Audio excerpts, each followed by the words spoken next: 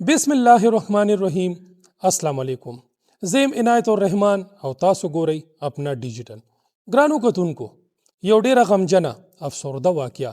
تانا تاتاره په حدودو کې فیز 6 کې یو بدبخت زوی خپل پلار وجلې دی. په اودو یې وجلې دی چې کله پلار اودو د په ډزې کړي دي او مړ کړي دي. د پلار ډیره غټه درجه ده. ګرانو کتونکو، د پلار ډیره غټه مرتبه ده. د رب فیصله ده چې مور پلار دې نه بخي نو زه دې هم نه بخمه. دلته د فرست ایئر یو سټوډنټ خپل پلار ولې ووجلو؟ د ده ګناه څه وه؟ د دا ګناه وه چې دلې تربیت ورکو، په دې سبق وویلې، دلې شعور او پویه ورکا، بهرې د خلکو سختې نرمې خبرې برداشت کی. خو زوی کړو، هغه زوی را پاسېدو او پلار یې مړ کو. دغه ټول ریپورټ چې دا پلار یې ولې وجلې دی اپنا ډیجیټل باندې وګورئ.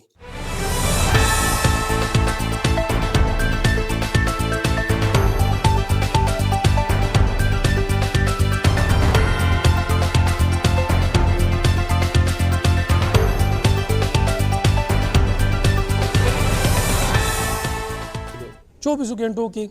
دنه ملزم پولیس گرفتار کړی دی. هغه حوالې سره موږ د تانا تاتار انویسټیګیشن افیسر نصیر خان سره موجود یو. دی سره خبرې کوو. السلام علیکم. وعلیکم السلام. بدبخت زوی خپل پلار وجلې دی، گرفتار شو ملزم. پس یې وجلې دی، ګناه یې څه وه؟ دا چې کله وقوع وشوه نو موږ ته اطلاع راغله چې دلته یو کس ځان خودکشي کړې ده، ځان یې ویشتی دی. چې موقع ته افسران هم لاړل، موږ ټول ټیم لاړو. چې موږ موقع ملاحظه کړه نو موږ ته دا نه لګېده چې دلته خودکشي شوې ده. نو موږ په دې تفتیش شروع کړو، انکوایري هم شروع کړه او ناش هم واستولو پوسټ مارټم لپاره چې موږ ته معلومات وشو. بعد کې بیا د دې مدعیه د دې ښځه وه چې هغې بیا بیان ورکړو اخره کې چې دا زما زوی دا قتل کړی دی خپل پلار. چې کله بیا موږ معلومات موقع ملاحظه موږ هغه موقع نه خولونه هم برآمد کړل او هغه نور شواهد اوچت کړل. نو هغې نه پس موږ دې ملزم پسې لاړو. ملزم هغه ځای نه تښتېدلی و. موږ 24 घंटों کې دنه ملزم گرفتار کو. هغې دا خپل بیان کې وویل چې دا هر وخت کې به موږ دې جګړې کولې، پلار مې به او نشه کې به نو دې نه موږ تنګ شوي وو، ځکه ما دا کار وکړو او دا مې وشتو. مقتول څه روزګار کاروبار به کولو؟ د دې ملزم په وینا دا یې وایي چې زما والد صاحب چېرته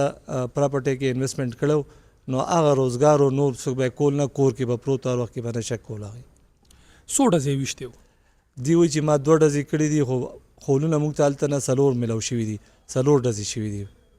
لوحقین وینا یې سره د ده د کوروالا چا مدیریت کې چې کله اف آی آر درج شوی دی د هغې څه وینا وه چې زموږ دا زوی دا کار کولو نو موږ منې نه کړو چې ته د خپل پلار موله؟ دې ټایم کې مور یې پهله انکاري وه، بیا یې ویل چې نه دا زما زوی منې کولو، خو هغې باوجود دی ورغو تیش کې او تماچه یې واخیسته او دا یې پلار یې وشتو.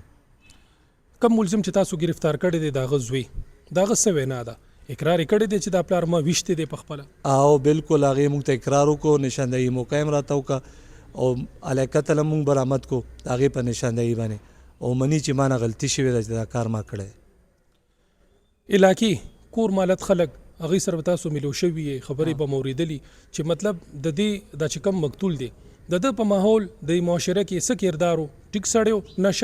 نشه خو داسې نه وه چې د ده قتل کول ضروري و چې د خپل اولاد په ده باندې فایرنګ وکړو دی قتل کو؟ نه، دی خو د قتل دا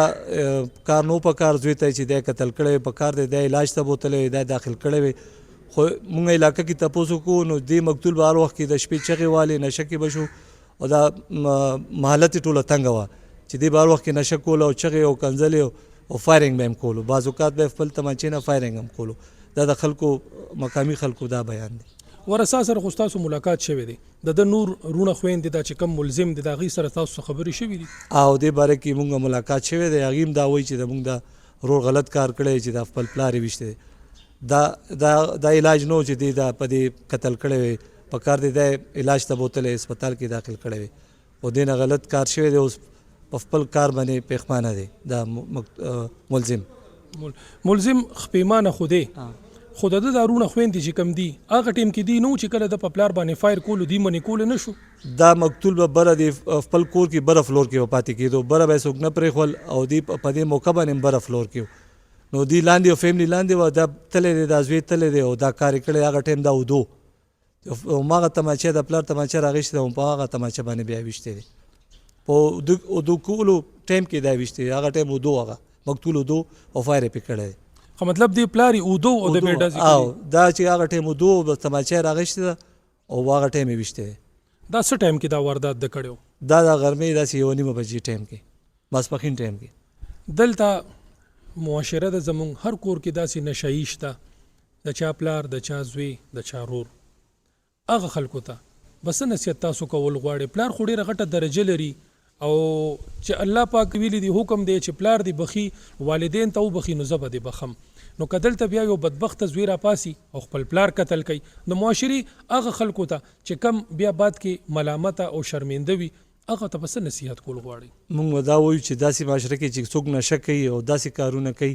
نو لہذا د هغې د روکتام وشي او هغه نشې علاج هم شته چې هسپتال کې ډاکټر سره دایي مشوره وشي معاشره کې د دې باره کې ډېر لایعمل شروع دی چې موږ کوشش دا دی چې داسې نشې نه کېږي او معاشره کې دا روکتام وکړو د دې او آینده لپاره چې داسې کار ونه شي او داسې کارونه نه دي دا هلکان ینګ هلکان دي چې دې طرف ته توجه نه چې څنګه دا کار وشو دا کوم ملک چې تاسو نیولې دی ملزم بدبخته چې خپل پلار یې وجلې دی دې څه نشه خو نه کوي دی وایي زه نشه نه کوم خو دې زه ډېر تنګ کړی وم اکثر به ما پسې تماچه راغېشته او زه به یې وهلم نو دې د وجې دا کار ما وکړو زیاتر کم عمره لکان ډانس پالټي ګولې اچي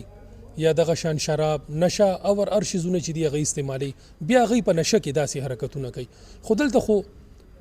واقع جدا ده چې پلار یې نشه کوله زوی یې په هوش کې او دې یې قتل کړو بالکل دلته دا وقوع داسې شوې ده چې زوی په هوش کې او هغه څه نشه مشه نه کوله او کم چې مقتول دی هغه ډېر ټایم نه د دې د فیملی بیان دا دی چې ډېر ټایم نه دی به نشه کوله آیس به هم څکل شراب به هم څکل او اکثر به دی فایرنګ او چغې او بېعزتي یعنې به د فیملی کولې وال ټکول به یې کول دا ماشومان به خپل وال نو دې نه دی تنګ شوي وو چې دی به څه حلي دی وایي د دې د وینا دا ده چې دی موږ 2 ځل هسپتال کې هم داخل کړی دی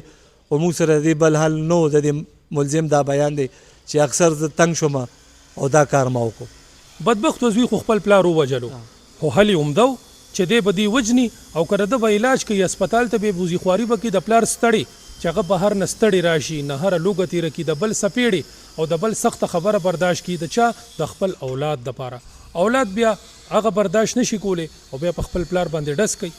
دې ته دا نو پکار چې دې دا حرکت کړی دا کار یې کړی وی د دې علاج پکار و د دې تربیت صحیح کړی وی او دا کار یې نو پکار چې دې کم دا کار وکړو غلط کار یې کړی اوس په هغې باندې پېښما دی چې ما دا غلط کار شوی دی مانه فریدیان دي جمرود دي دلته اوسېږي فیس 6 کې اب ډېر ټایم نه اوسېږي دا لک څه کاروبار کوي دا چې کوم ملزم دی که نه دی سبق وي دا ملزم کاروبار نه کوي دا سټوډنټ دی د میټرک سټوډنټ دی ښه دی سټوډنټ دی پلار دله دا تربیت ورکولو چې دی اسکول ته لیږلو سبق یې پې وي انجام د پلار یې همدا شو چې هغه د یو ګولۍ سره یې مړ کړو دا ډېر غلط کار شوی دی دی وایي چې دا اوس خپل کار باندې پېښما دي چې دا ولې داسې کار مان وشو او دی وایي موږ تنګ شوي بار بار به زه وهلم دی ملزم ویل او ما بېعزتي به یې کوله ما پسې به یې تماچه راغېشته او په دې ورځ هم زه کلي نه واده نه راغم او د ما کنځلې ما ته کولې او زه یې ووالم ما پسې تماچه راواغېسته هغې نه پس چې دی لاړو اوده شو نو بس دا کار بیا ما وکړو جی بالکل ګرانو کتونکو تاسو د انویسټیګیشن آفیسر خبرې واورېدې چې د پلار ګناه هم دومره وه چې د به نشه کوله او په کور کې به یې جنګ جګړې کولې نو د جنګ جګړو بیا دا لاره شوه چې یو زوی به راپاسي او خپل پلار به اولي په اودو باندې به یې اولي دا هغه پلار دی چې زمونږ په دې معاشره کې په ځان باندې سختې تېروي تکلیفونه تېروي خو د اولاد هر یو هغه ذمواري چې د هغه په پرورش کې هم راځي هغه ټول هر څه پوره کوي خو خپل بچي نه خفه کوي ځان خفه کوي بهر شل خبرې د بل اوري پردې سپېړې د بل برداشت کوي خو خپل اولاد نیازبین ساتي هغه بدبخته زوی چې کم سټوډنټ دی د فرست ایئر په اودو یې پلار ووجلو ګرانو کتونکو زمونږ په دې رپورټ کې یو دغه سبق هم ملاویږي چې بچو له موږ تربیت ورکو ښه تربیت ورکو تعلیم وله ورکو خو دغه نصیحت هم ورته پکار دی چې په ژوند کې هر قسمه لمحه راځي د الله حکم دی چې د مور پلار خدمت وکړي خدمت یې پکار دی دا نه چې تاسو خپل پلار اولی او بیا یې په اودو باندې اولی ګرانو کتونکو الله پاک دی په موږ تاسو خپل خصوصي رحم وکړي را روان پروګرام پورې اجازت غواړم د خپل ځان ډیر خیال ساتئ مونږ په دعاګانو کې یاد ساتئ. د الله په امان.